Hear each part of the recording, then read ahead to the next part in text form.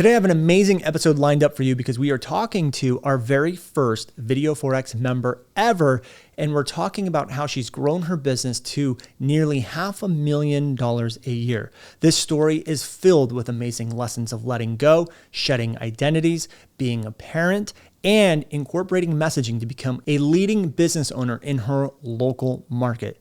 This is an amazing episode, so if you're interested, well, keep on listening. Hi, I'm Brandon Lucero, and you're about to experience the new way to thrive in business, entrepreneurship, and life by leaning into who you are, what you love, and standing up for what you want to create.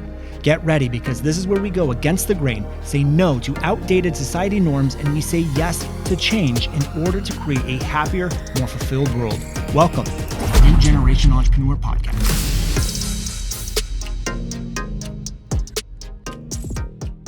Hey everyone, welcome back to another episode of the New Generation Entrepreneur Podcast. Today we have an amazing interview lined up for you. To be honest with you, this interview is long overdue, but I'm glad it's going out now because we have more of a following now and listeners to the podcast now than we did when we probably should have had this interview. But today we have a special guest. Her name is Andrea Maxim, and I don't know how to introduce this person to you because this person's very integrated into our business, is a great friend, has been around our environment for a really long time. In fact, she is the very first Video Forex member ever, has since become one of our head coaches, and has built an amazing business herself. So Andrea, welcome to the podcast. Thank you. I'm so happy to be here. Yeah, it's been long overdue. I'm glad we're finally having this conversation, and your story is amazing. And one of the reasons why I really want to have this interview and kind of pull out your story is because you've built two businesses, and you have two businesses. You have an offline and an online, but I want to focus today actually on the offline business because you're taking what I would say online practices and using them in your offline business, and you're seeing amazing results. But for those of us, for those listeners who aren't really sure who you are, never heard of Andrea, the Andrea Maxim, can you just tell the audience a little bit about who you are and what you do? Sure. So I am a naturopathic doctor by trade. That was the skill set that I went to school for. So I am a local business owner of 3 separate clinic locations, all under my umbrella, the Maxim Movement, as well as an online support/mentor to health and wellness practitioners through my second business, Maximized Business, and also a podcast host of the Profitable Practice podcast, specifically for inspiring and helping reset the mind frame of what it's like to be a health and wellness practitioner in today's society. Also, on a personal note, I am a mom of 2 very feisty, strong, but beautiful girls, fur baby to my German Shepherd King, and wife to my amazing hubby, Scott. So always have to give them a shout out because I wouldn't be where I am if it wasn't for their support. Yeah. And I love that you did that. I think you're the first guest we've ever had that has done that. And it's very true. Aww. Like I wouldn't be where I was if it wasn't for my wife and family as well. So yeah. I love that. Which one do you like more, the clinic, the offline business, or the online business? That is a very loaded question, and something that I didn't even realize what I was doing until I was talking with one of my team members about this. When I started the clinic, I had to open it up because that was what was ingrained in us, that was the path of a practitioner. You open up your own clinic, you run your own space. That's how you become a quote unquote successful practitioner. Then I quickly saw the lack of resources there were for that transition for other healthcare practitioners, specifically naturopaths. That's what I can talk to the most innately. Mm-hmm. With them making that transition from student healer to entrepreneur. And that's what really birthed the online side. But now and I'm pausing because I'm trying to say the correct wording for this. So I've kind of simultaneously grown both. And I think the online business was a way for me to still feel of service because I was resenting my one-on-one consultation practice within the local businesses because I was not stepping into my zone of genius. I felt obligated to be doing all of those things. So it wasn't until I reframed that and actually grew out a team now. So we have a team structure of 5 employees. All of them are manning all of my clinics. It freed me up from the one-on-one consultation. I now do maybe 2 hours of patient visits a week. And that has reignited my love for the clinic. And that's not to say I don't love, and I couldn't stop supporting my community, even if I wanted to. But if the question is, which do I love the most? They each serve their purpose to bring me to where I am now. Yeah. But my energy is very much now driven by supporting my team and continuing to show that as an example to my community through the online business. Okay. Makes so much sense. Yes, loaded question. And you gave a loaded answer that I took like 5 notes of things to come back to. So I want to come back to things like, how did you free yourself up? What was the trap that set you there? How did you go from practitioner to entrepreneur? Because I think it's one of the biggest questions is people go like, once you start seeing success, it's like, how do you go from solopreneur to, CEO or something like that. So I want to talk about that, but I am very curious. Were you the type of person who was always like, you just knew you were going to be an entrepreneur, or is this something, or a business owner, or were you just like, hey, I just want to be a doctor or a naturopath? Like what was your focus when you were growing up? The latter. I knew I was going to be a healer. I have it in me. It's generational. That was my whole focus going through school, going through naturopathic school. No concept of what it was like to run a business. I've always been a natural student and loved the structure of education. Mm-hmm. I was fortunate, though, that I started getting exposed to things like, and I always attribute this to Dragon's Den and Shark Tank in my household when that show started to come out, that my mom and my stepdad are natural entrepreneurs. They all have their MBA. Everyone in my family has their MBA. So I started to really pay attention to the language of business and see the value of entrepreneurship through those television shows. And because of the MBA background, when I opened up my practice, it was kind of just a natural fit. So somewhere the universe just knew that this was where I was supposed to be. And I had that support in my family because they all understood it. They got it. They weren't thinking that it was a crazy path, like a risky path. So I had a lot of support in that realm, but certainly not something I anticipated or expected. I just accepted that choice. Right. Okay. So you said your parents were business owners, correct? No, they just have their MBA. Got so it. my Okay. mom at the time they were all working for big corporations, Got it. Okay. but they had this entrepreneurial spirit to them, I would say. Okay. So question for you, the next question for you is, when you went to go start your practice, so I'm assuming you went to school, you got your degree, you go to open up your practice. Did you or your parents, I don't want this question to be offensive, so please don't take it that way, but did they and you see yourself as a business owner and entrepreneur, or did they just see you as a doctor? And I guess what I'm getting at and what I'm curious to know is, did your parents look at you and say like, oh, I'm so excited for you to open up your first business? Or did they say, I'm so excited for you to be a doctor? I think it was one and the same. My mom, if I distinctly remember, loved spreading the word that I was a doctor, but they saw the success of my career choice by owning a clinic as emphasis on, look at how successful she is as the identity of a doctor. So I think the doctor came first. Okay. And I'm glad you said the identity of a doctor, because that's so, as you know, so important. And the reason why I'm asking this is because, as you know, one of the biggest things and struggles that I see people go through is, especially like people in the medical field, is they don't realize they're a business owner, and they get so stuck into the craft. And it's not just doctors. It's like anyone. Like for me, for example, I'm a messaging expert, I'm a YouTube expert, or I'm this expert or this expert. And so many people focus on expertise, but don't actually realize you're running a freaking business. So, what was that like? I mean, what was the moment where you realized I have to switch identity from doctor to business owner? I knew right away when I graduated that there was a no plan B approach that I was going to take, that if this was the path that I was supposed to do, that I was just going to make it work. It wasn't until year 3 that I really felt the resentment start to show up, where I really started to think about my exit strategy. Mm, And I think a lot of that comes with what you just mentioned, where I didn't realize how underprepared I was, where I didn't realize how unfair it was that I happened to be lucky that I had entrepreneurial skills, but that wasn't my nature. And right. in year 3, I distinctly remember that whole year just being like, how can I get out of this? I don't want to do this. I don't like this. And really created just a negative environment for myself. I hated showing up to the office. I was just really Mm, unwell mentally, and I just trudged through. I just forced myself through it.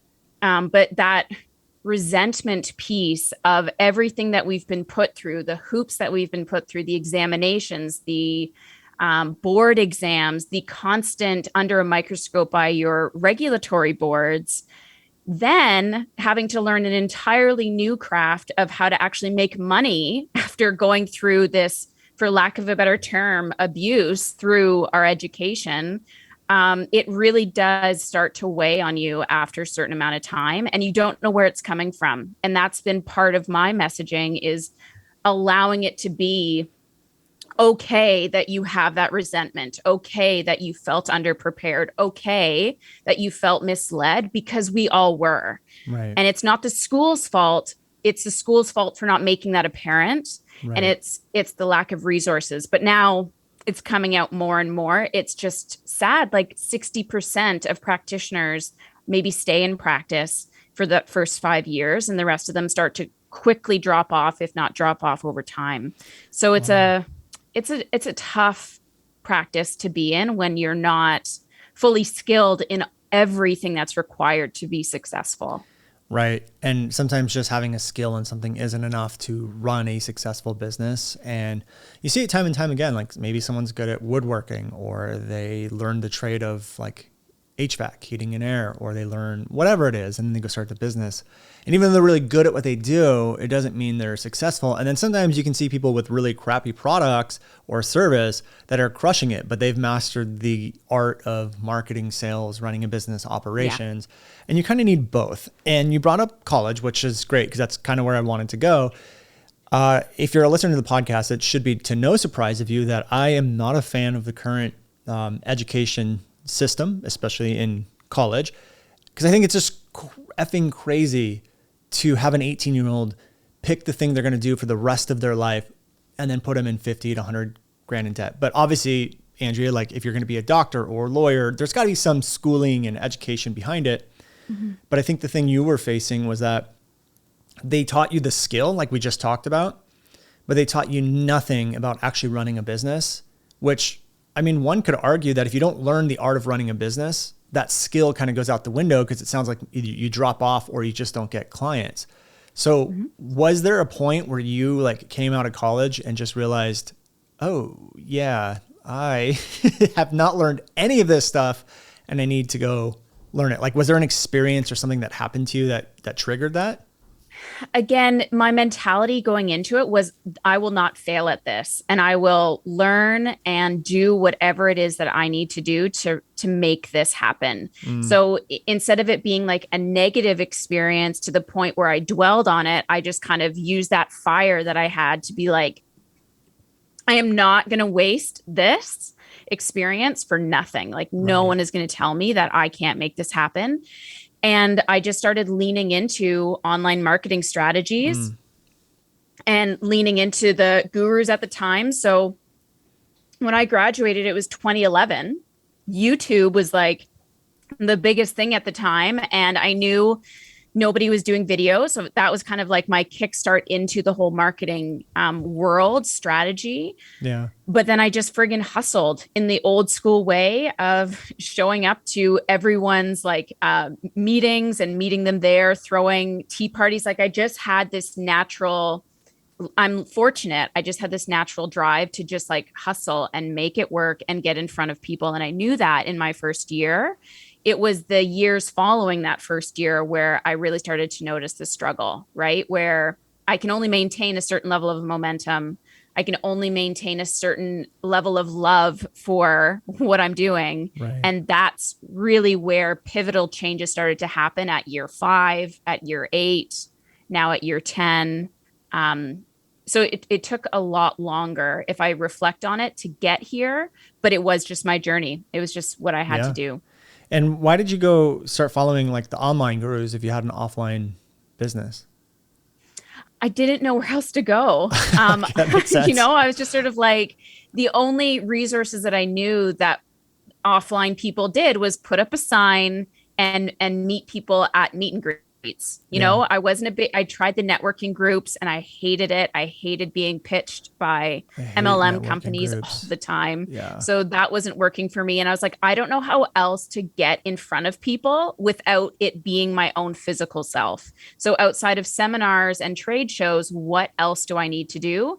And online was starting to blow up. So I just kind of started looking there. Gotcha. Yeah. I feel like, and please correct me if I'm wrong, but I feel like, a lot of the space, like I would say just doctors in general, have been doing it one way for a really long time. And that way and that process and how we market and all, people find things now has changed drastically in the last 5 to 10 years. So if we just continue doing all that stuff, like the networking and the trade shows and the whatever, it can be very daunting and not effective at all. So it sounds like just because you wanted to figure out how do I market my business online, you started following the online gurus and people teaching. What were some of the first things you started doing? Like, I know you mentioned video and a couple other things, but what did you start doing first to start marketing your business and bringing on patients? Oh man, I don't even remember. And I wish I had a better answer, a more clever answer, but all I distinctly remember is making YouTube videos. I think I created a video, like a free video series on the top 6 supplements that you should be taking. And when I look Mm. back at them now, I'm just like, oh my God. I remember filming them in my bedroom because it was the only source of quality light on the floor. And then like the thumbnails are so outdated and ugly, but that was the resources that we had. I remember creating those lead magnets.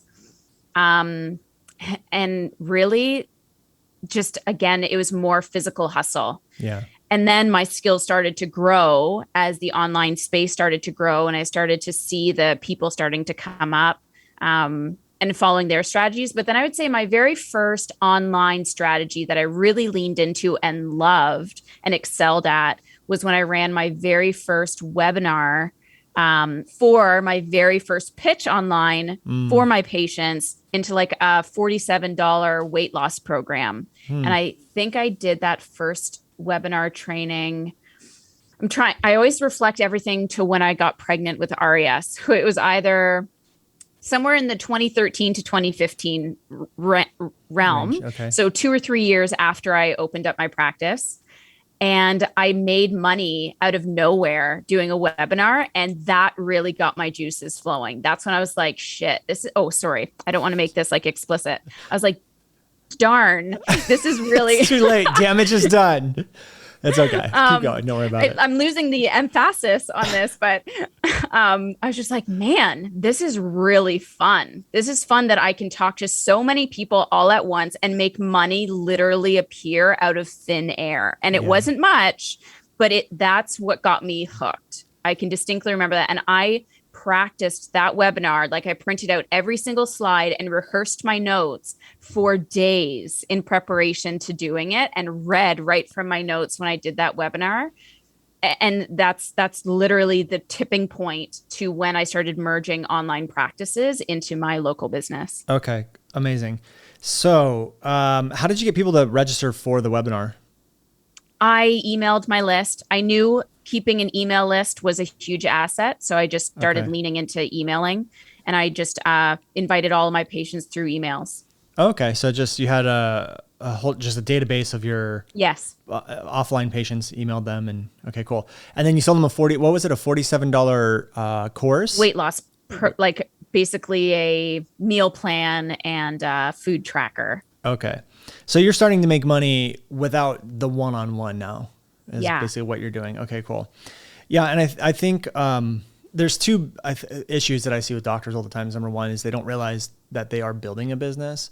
And when we look at it from a business standpoint, you look at how to free up yourself and your time. But they also don't really look at other ways to bring in revenue besides seeing patients. And I think sometimes that alone can give you a 50% increase, 100% increase in revenue sometimes. And it sounds like you started playing around with that. So from that moment, what started happening with your clinics? Like, where did you go after the $47 course? Well, then I just started running more webinars and more webinar trainings, which would re-incentivize old patients instead of always getting new patients. I really lean into the long-term income from a single patient. So how can we continue to serve them while bringing in new people? So the webinars I found were really great for retention, which helped to rebuild and grow more of that revenue. We would start running ads. So eventually we started running ads to our webinars, which started to bring in more new patients. And we were closing with a attendance of maybe 20 people. We would still close at least 25% of the room as new patients. Wow. So that strategy really started to work beautifully for not only growing my list, but also growing our patients. And then internally, we had the systems developed to maintain that level of retention. So all of it just started to cohesively come together. And then the family started to grow. And of course, that's when time and other resources become very finite. And I had to find resources in order to maintain my income without sacrificing time any further. And that's what brings us to like our next part of the journey. Okay, cool. So let me just recap a couple things and I have a couple questions. One thing you said is you focused on the lifetime value of Yes. your patients that you're bringing in, which again is like such an easy way to increase revenue inside of your business. And I was actually talking to my brother-in-law who started a taco shop out in New York, and he's like, "Man, we really need business to come in. We need more like revenue. I just need to figure out how to get more customers." And I was like, "No, you should first focus on how you sell more things and high margin things to those people, so that you don't need more foot traffic coming in and you can raise, you're still making more money," which is what you did. My question to you is, were all these local people? So everyone, you were running ads. It sounds like you were selling more workshops or courses and stuff like that to your patients. Were you still just focusing on the local market at that point? Absolutely. The Okay. only thing that our board allowed us to do, pre-pandemic was treat local people that we could actually see in person. Virtual Okay. was not an option at this point. So it had to be local. It had to be people that could actually come in. Gotcha. Okay. So once you had your daughter, time got taken away, so you didn't have so much free time. What happened to the business? Uh, that was when I really started to level up my business strategy. So it wasn't until my daughter was born in 2014 that I was running the whole thing by myself. So then I finally hired my first receptionist, and then I was like, "Oh wow, this is nice. I don't have to do 8 hours of admin whilst treating 8 hours of patients." So then I started to really love this division of time with regards to getting things done by two people in the same fraction of time. So everything started to collapse. I became a lot more time efficient. And then with that time efficiency, it allowed creativity to start to come in. However, until I started developing strategies like a methodology and thinking of how my messaging could stand out, I would say that we hit a stall. It was we were still making a decent amount of revenue. I think we were still in like the high hundreds, like 150, 160 ish. And I was able to hold that, which was great, but nothing new, nothing novel. And that's kind of where I started getting really bored with the practice and started to put more of my focus into the online business because that was exciting and that was new. And that was helping me grow more of these online skills while just kind of keeping the status quo within the clinic. Okay. So it sounds like you kind of you mentioned earlier resentment. Is that when the resentment started, is when you were at that 150 level? The The resentment started there simply because now everybody wanted more of me. So, as a healer, we are constantly creating these therapeutic spaces for our patients. As a wife, I can, bring in a little bit more of that therapeutic space for my husband. But now I have a child who is trying to bond with me. I'm trying to bond with her as a mom. Right. And that takes a tremendous amount of space and energy. So I would say the resentment unknowingly, because again, I'm still doing what I was trained to do, what I was indoctrinated to do. I personally became a different person. I was pushing my family away. I was dictating to my family how things were going to work. My husband had to put his business on the back burner so that I could keep running my clinic. So the dynamic, the emotional dynamic really started to plummet. Yeah. And it wasn't until my second daughter was born, and the distinct memory that I have is I think Brooklyn was maybe 1, Aria was 3. I came home from a busy full day at clinic, still sit down at the dining table, haven't talked to my family, open up my laptop, keep working. My daughter, Aria, wanted to like tug on my leg and say, Mom, can I ask you a question? And I snapped. Yeah. I snapped at her. And it was becoming more and more of that same story to the point where my husband had to pull me aside and say, Aria just came up to me and asked when she could ask you a question where you wouldn't yell at her again. And that was the key moment where I knew I had to snap out of this indoctrinated way or antiquated way of running a practice, and I had to change it. And that was when I really started to level up the business structure, really started to break through these old versions of myself, break them away to build myself up as a new person. That moment was the massive catalyst to the growth that I've had in the past 3 years. Wow. A lot to unpack there. And for everyone listening, Andrea's basically on nearing almost $500,000 a year now inside of her business. So that growth has been amazing. Like it's been a huge amount of growth since that moment. But you said it twice, and you said indoctrinated. You were the way you were indoctrinated. Specifically, what do you mean? What did that look like? What type of indoctrination? Well, when we go through school, the school curriculum hasn't changed. What we are being taught in school has not changed, despite the fact that our environment and the way business is being run has changed. So there is a level of indoctrination of this is what you need to learn. You need to abide by our rules. You need to jump through our hoops. And if you want to succeed, you have to follow our mantra of doing things.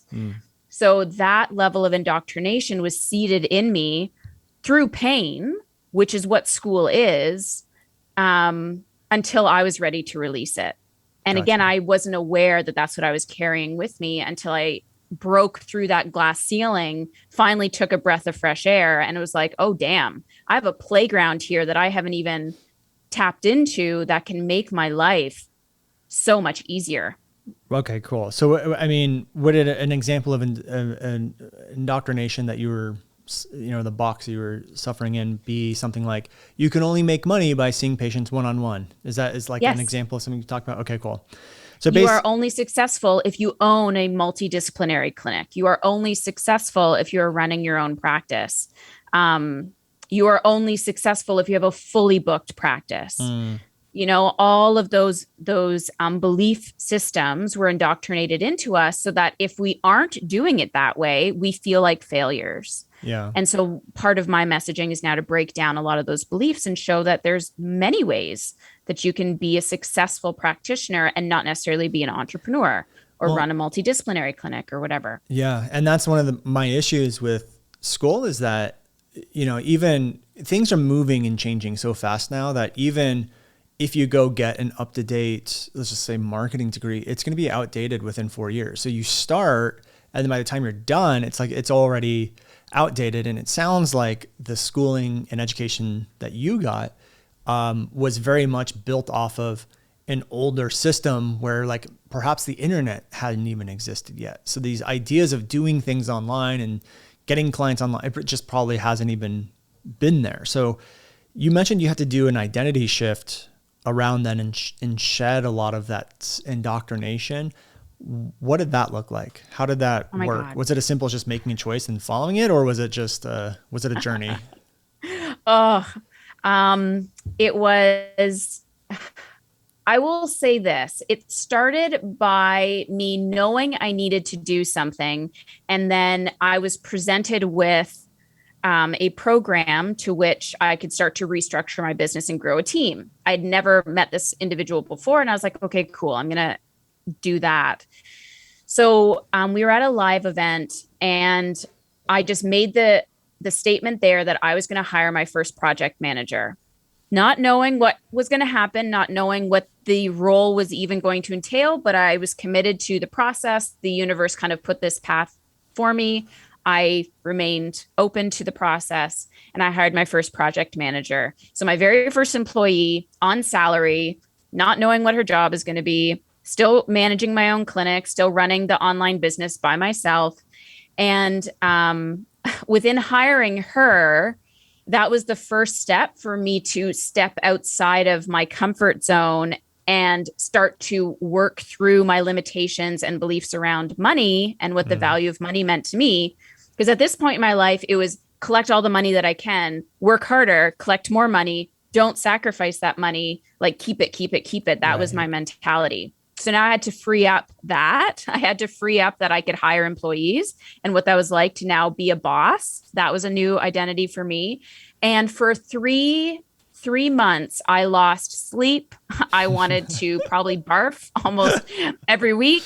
And I was so anxious until I let started to let that go and be like, okay, this is not killing me.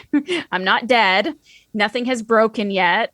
This is okay. And it was that first hire that really started to level up now all the subsequent hires that have happened after them. And that was the catalyst to now start to step out of one clinic and bring somebody in there. I think the big statement that stood out for me the most was that I'm not a unicorn. Yeah. And that was something that I hold with me and have held with me since 2019, Mm, where I believed that patients could only connect with me, that I was the whole reason that they were healing, that it was my relationship with them that was making all the difference. And I quickly had to realize that it isn't about me, that I am not a unicorn, and that I am not the sole vortex of everyone's world when it comes to healing. And I had to shed that to expand and allow my team to then start to come in. yeah. And you mentioned the methodology earlier, and that's the thing. Obviously with us, when we talk about messaging, our biggest piece of advice is to form your own methodology, your own what I call IP, intellectual property, or process in doing things, because that makes you unique. It's very much like the person who created the hero's journey. That's like their own individual thing, and even NLP is a system or a process philosophy that someone has created and put together, and you become well known for that. And one of the traps that you talked about is that trap that a lot of business owners get into, which is I'm the only one who can do it at this level, or I'm the only one that can deliver X, Y, and Z. Mm-hmm. And when I hear that, I actually hear two things. I hear, number one, I don't trust people. And then number two, I don't know what I'm actually doing. And what I mean by that is, like, I don't know how I'm getting people results. I just know I Yes. can.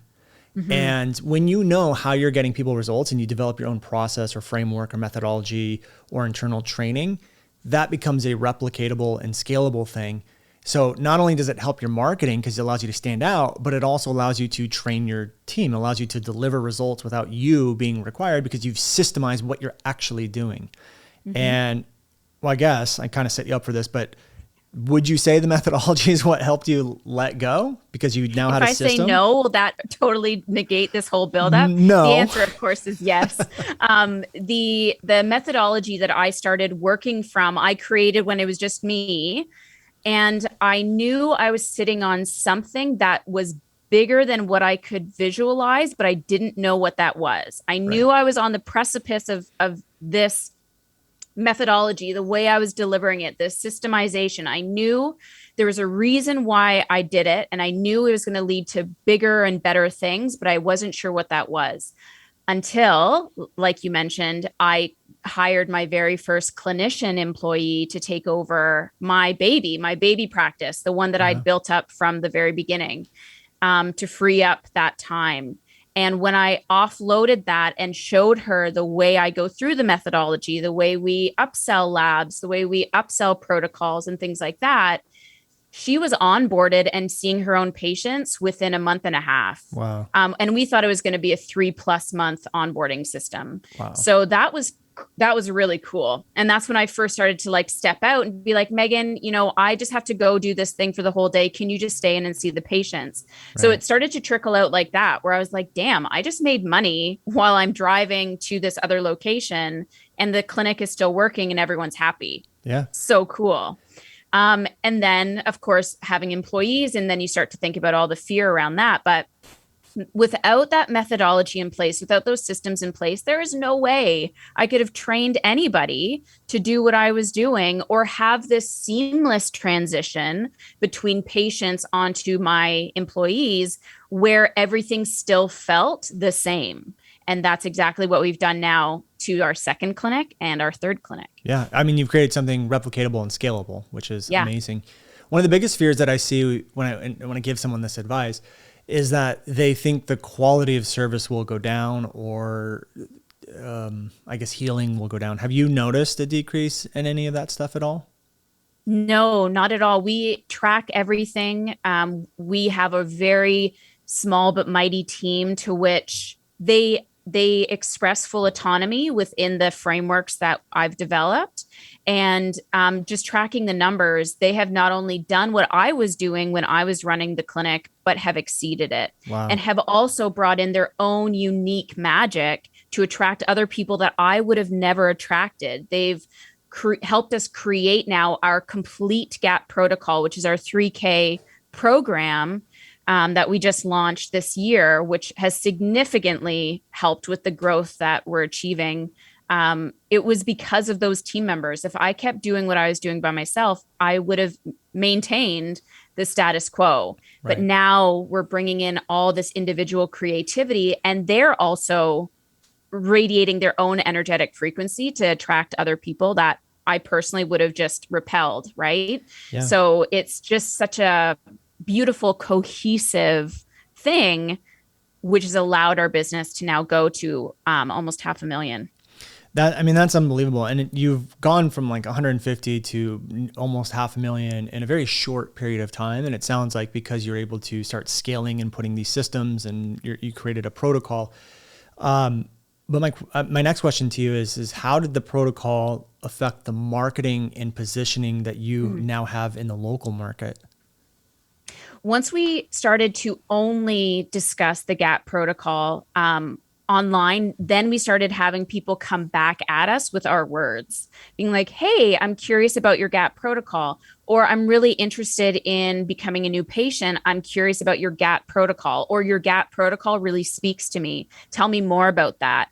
So that's how we really knew that we were onto something, when we very quickly started to hear it come back to us. Mm. What it also allowed us to do is, instead of what most practitioners do, which is share our food, share Yeah. that we're on a walk and that's our post, share like the most random health advice ever and just kind of smatter it into social media.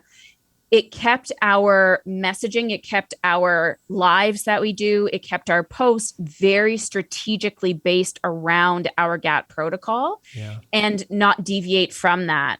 And if I can expand on this, as we bring in more contractors into the business and more external people into our business, not necessarily part of our core team, now I can distinguish, look, you can't come into my business unless you're offering something that isn't part of our GAP protocol, Ah, which is now allowing me to strategically build my businesses out in these clinic locations where I can see where everybody fits.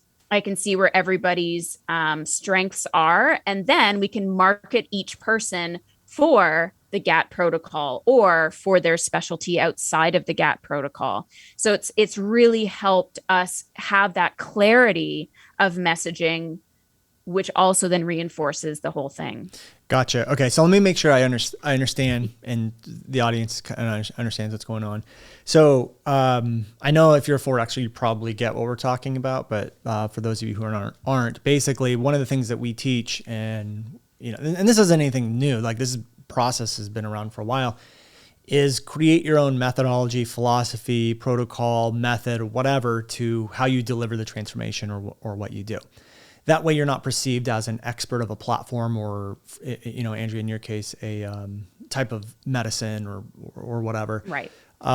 You're known for your individual protocol, your individual thing. And that way you're unique. No one else can offer it. You're the only one who can do that. So if I understand correctly, you created the protocol and then you started using a lot of online tactics to promote the offline thing. So lives, video content, stuff like that, but it was all centered around the method, and you would run that content to your local market. So when the local market was seeing your content, they knew, hey, this GAP protocol can help me with X, Y, and Z. I'm suffering from X, Y, and Z. I need to go get the GAP protocol, implemented in my life, but you're the only one offering it because you created it. Is that a good summary of what's going on now? Yep. Okay. I created my entire own ecosystem, niched ecosystem within my local territory, and no one can touch it. None of my practitioners can touch it. And that also, and I can't even emphasize this enough, that took off so much pressure, so much disdain, so much resentment towards social media and marketing.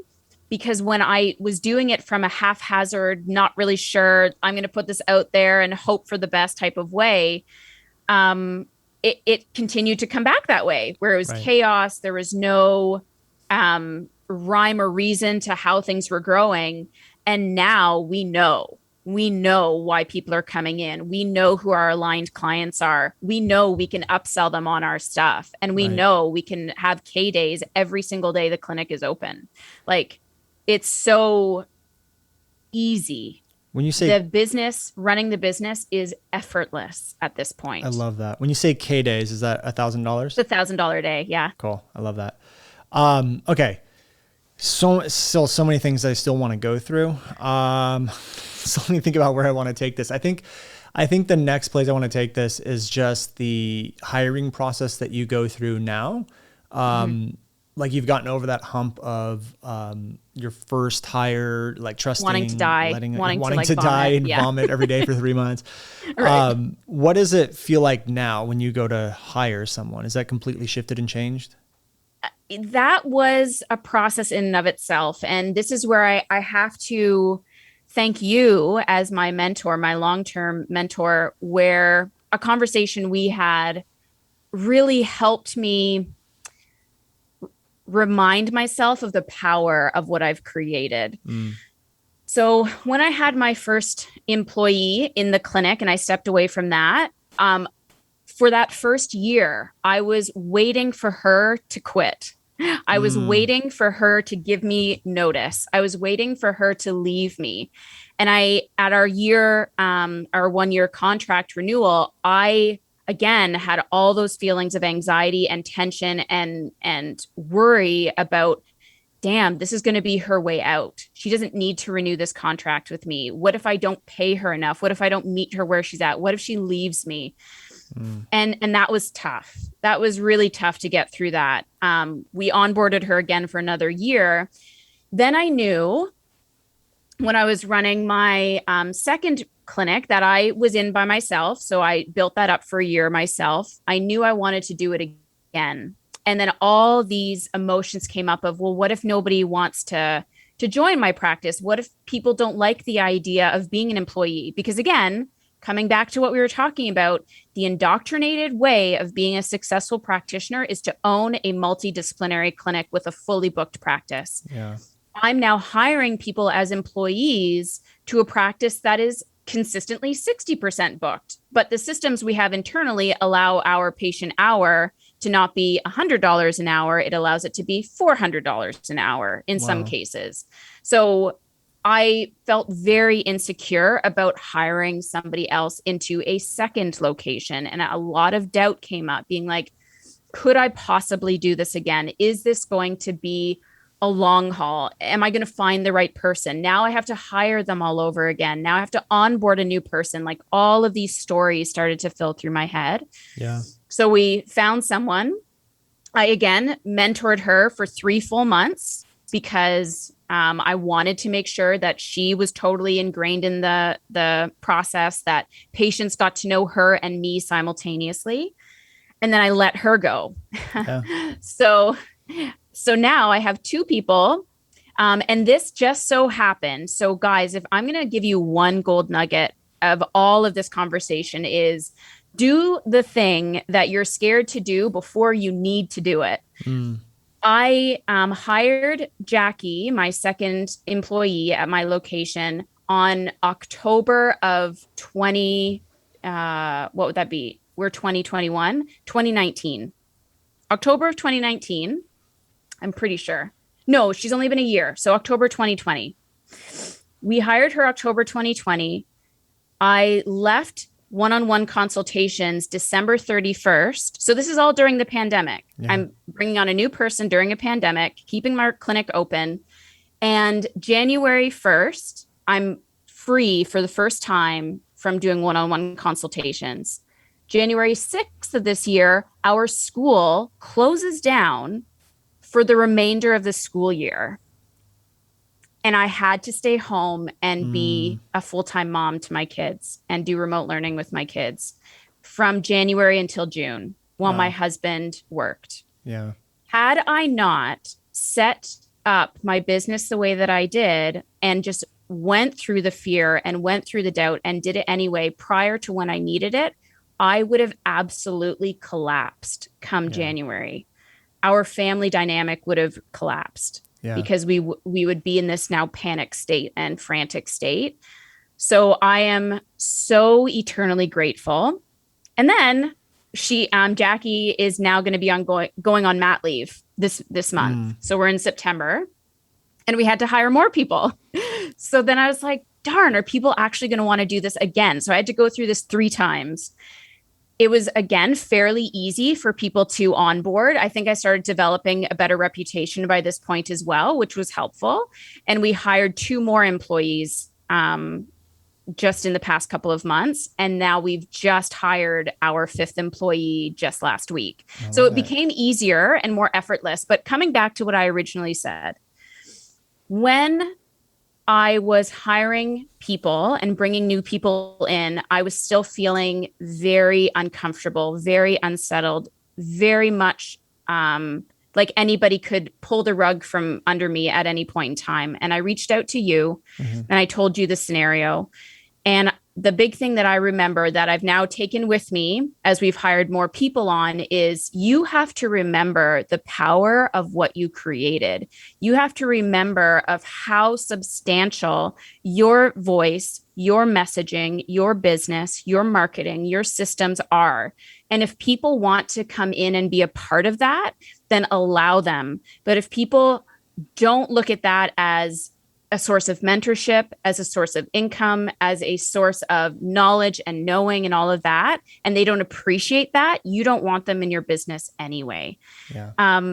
And that is something that really started to take a lot of that doubt and insecurity and fear away, where I was like, damn, you're right. Like I did build this up, and this is a frigging amazing opportunity for practitioners to grow. And it allowed me to reframe the whole scenario and bringing my power back, which I didn't have because I was just kind of going through the motions and hoping for the best, but fearful the whole time. And now I'm like, you know what? If this isn't the right fit for you, cool. I can hire more people. I know that I will attract the right people. I'm good. And that's a very, very wonderful place to be. It's a powerful place to be. And that concept plays out in messaging as well. And I remember having that conversation with you, and really what it is leaning more into who you are and not being affected by the external world. So as a business owner, you embrace who you are, you embrace what you teach, you embrace your philosophy, you embrace all that stuff, and you give less F's about what the employees are going to think or what everyone else thinks. Because at the end of the day, the business is going to be built off of you and your philosophy. But if you know Susie over here is going to get a little offended because of something you want to, embrace inside of your practice, or you're not sure how Johnny is going to deal with your philosophy, and you start bending, you actually give them your power and you lose the thing that makes you sore. But it's also the same thing with messaging, is you have to get to the core of who you are, embrace that. And when you embrace that in business, and when you embrace that in messaging, you start to attract the people that are most like that or attracted to that. And so you start to build a business off of you, and you're not, and you're unapologetically you, and you're maintaining your full power. And when you have a team that's there, when you're 100% who you are, and they're there because of you, well, now you have a business that is going to take you to the moon. But you said there's a couple other things I want to talk to you about. Number one is you said you started describing, being at home and the business was still operating and all of this stuff. And to me, what you're really doing is you're creating something that can live beyond you. Yeah. And it's not dependent on you. So no matter what happens, a pandemic, or let's just say whenever the time is, you pass away or whatever, the GAP protocol, this thing that you're creating, can live beyond you because it doesn't require you. You've built a machine and a philosophy that can go and heal people. And to me, that's the goal. Like, that's the thing that you want. That's what we should be striving for and building. But so many people let fear stop them from doing that. So, yeah, you know what? I'm so thrilled to hear you say that, because I didn't even think about that. Again, I'm still thinking like in my own little bubble, and you're so right. And it's something that I'm going to be very grateful for, even after this podcast, that you brought that to my attention. So thank you. Yeah, I mean, you're welcome. I had a question, because you mentioned one thing and you kind of moved on, but you said you went from $100 an hour to $400, and here's how I took this, was that most people will tell you need a fully booked practice and you charge $100 an hour. And you have now said, I only have 60%, but instead of $100 an hour, we're making $400 an hour. What are some of the things you did to go like bring up that lifetime value of a customer, or that hourly rate of a customer? I wouldn't have been able to say it with such command if I wasn't tracking our data on a regular basis. And if each of my team members weren't tracking their booking rate and how much revenue we bring in on a weekly basis, so we can do that math. So it wasn't until I saw the numbers that I realized what a great, efficient machine I'd created. And this is coming from a place of confidence and transparency, which our methodology allows us to do with each patient. Be like, here, our GAT protocol is GAT, gut, adrenal, thyroid, in that order for a particular reason. So we can then qualify patients on each of those pillars and then determine how we're going to treat each pillar. So we are very focused on being data driven, being that we want to break down the stereotype of a naturopath, at least in Ontario, as supplement pushers, as even in some cases still witch doctors and quacks. So we want to be a very data driven process. Right. So we promote a lot of high-end lab testing. We promote a lot of high-end protocols, but because it's all transparently written on our GAT protocol report card, for lack of a better word, it's our one pager that lists the entire process out. We show it to every patient and we say, I'm going to check the boxes off on what I think you need. Are you willing to make this investment? Yes or no? And because it's transparent from the beginning, because they know we're just not arbitrarily making stuff up from our head while we're in the interaction with them, the transaction becomes a lot more effortless, because they know it's part of our process. Yeah. And that allows us then to, like, just before this podcast, I billed an invoice for $1,200. Yeah. One visit, half an hour, $1,200 later, because I know how to sell people based on our systems and based on our flow. When practitioners are coming from this airy-fairy place of, crap, I have a patient in front of me, I hope this goes okay, and then frantically coming up with all the different things, and you present it in that frantic state, no, you're not going to make the sale. But because we've developed these internal systems, every single one of my team members has the confidence innately built into them with every single patient interaction. And we had our very first day with one of our newest employees, and he had a $2,000 day. Wow.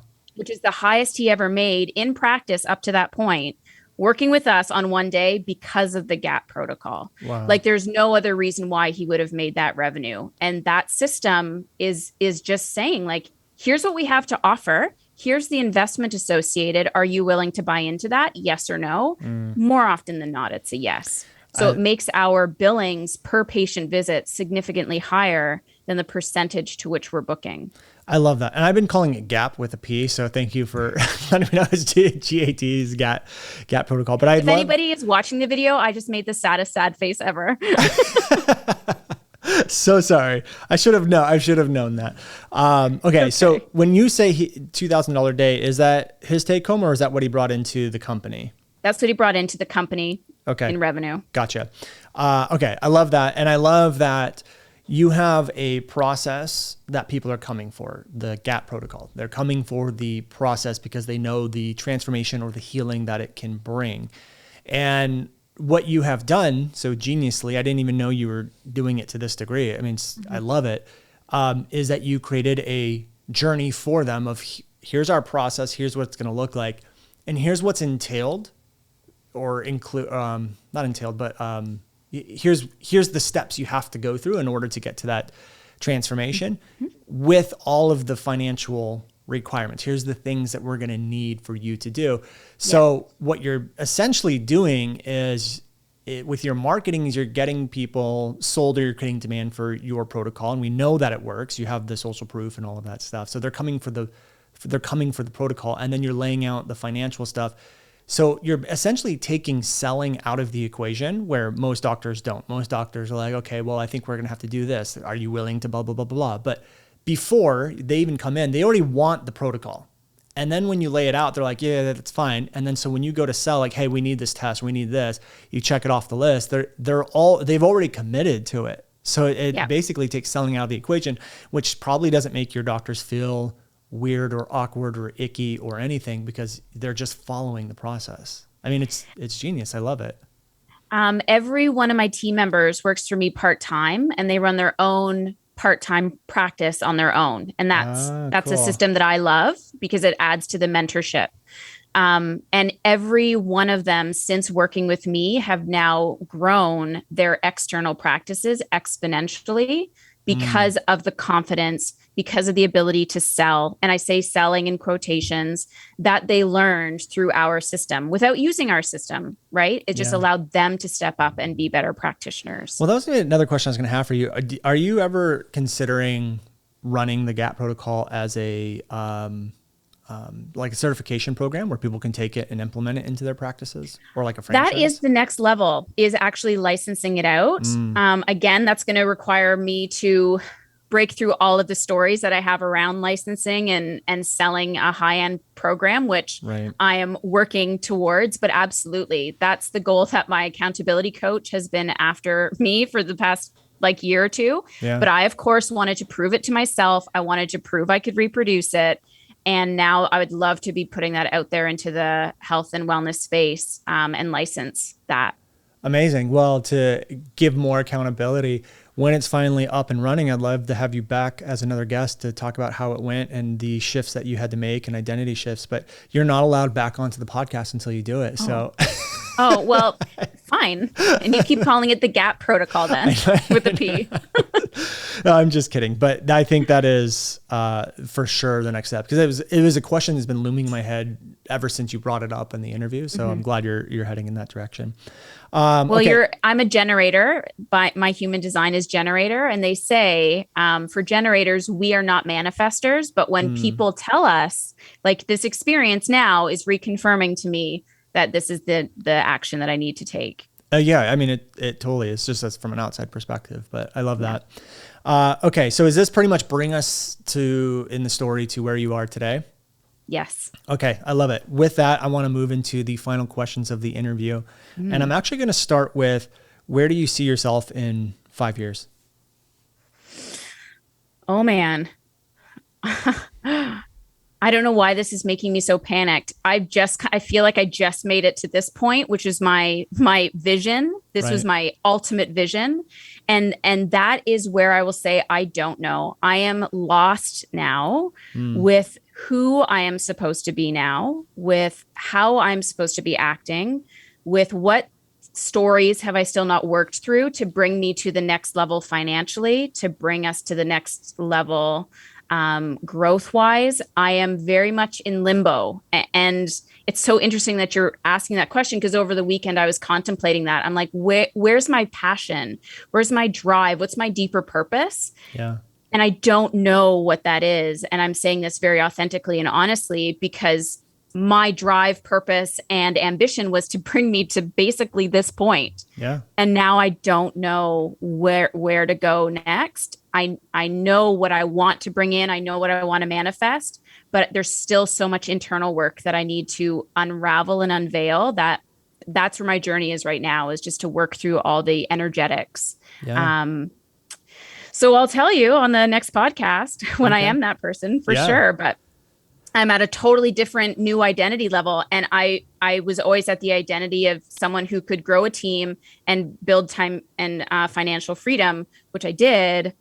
And now I don't know what the next level is, the next space. Yeah. I mean, I can relate because I'm actually in a very similar spot right now where we've hit like multi-million-dollar business. Like that's always where I've wanted to be. And like my time is less and less inside the company. We're making more and time, and so we're making more with less of my time being required.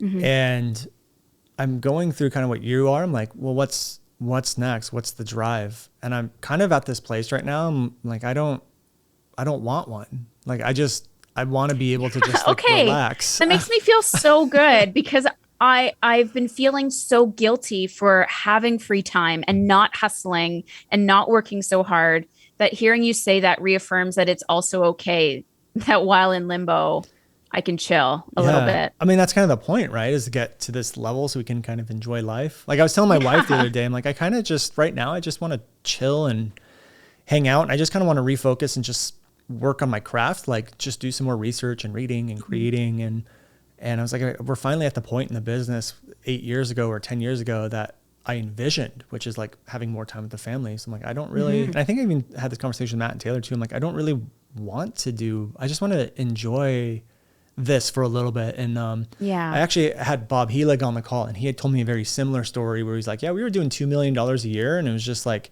great. And I was just enjoying life. And he's like, and then I was ready for the next thing. And so that I have compassion for where you're at because I'm in a very similar spot, but it is okay just to chill for a little bit too.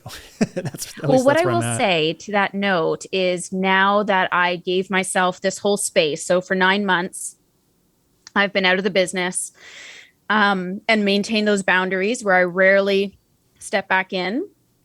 And now I've created a opportunity to change my designation and certification. So now I'm going to be trained more in the hypnotherapy, NLP designations, which I think has always been an internal hope of mine is to treat our current clientele, but get to those deeper root causes and those deeper blockers that we may not consciously be aware of. So that has got me pretty excited. So by the end of this month, I'll be a certified Oh, I hypnotherapist. love that. And then yeah. So now I've kind of like changed what I'm proud of in the health space because I've freed myself up from what I didn't like to now open myself up to a new way of serving. And that's really, really exciting. I love that. And I was gonna say, okay, you're bringing me. I know these are supposed to be rapid fire questions, but you're unlocking a lot a lot of things that I want to Sorry. give out to the listeners. Not sorry. It's a good thing. That because now like I'm in that period now where I'm like, okay, we've kind of hit that level, and I don't really know what's next. It's less about doing, and it feels like you've been so much in the doing and the building phase. Yeah. But I think something that we have to be careful of is that if we're so much in the doing and the building and the doing and the building and then constantly doing that, it takes us away from what I call the IP work, the intellectual property work. And if we don't take time to be present to developing our philosophy and our methodology, it will fall flat eventually. And so what happens is you go and you create the methodology, then you go execute on it, you build it. But before you know it, it's years. It's like 2 or 3 years now. And we need to advance and evolve that method too. And so these slower periods aren't just about like, hey, let me relax. It's also, like you said, giving space to you to be able to evolve what it is that you do so you can go back to the building phase. And that's what I'm going through right now. Like we're redoing the Video 4X effect. I've never announced this yet on the podcast, but it's gone now. Like we're evolving it to something else. I know. I didn't want to tell you because I knew you're going to be sad, but that's what I'm doing now. This slow period is I'm just focusing on my work and less about the doing. And I think that's as long as I'm always a 4X OG. You are like the OG. Very no matter first what one. You change it to. Very first one. Very first. It doesn't matter what it is. You were the first one for sure. Okay. 3 more questions. Do you make most of your decisions with your head or your heart? My gut.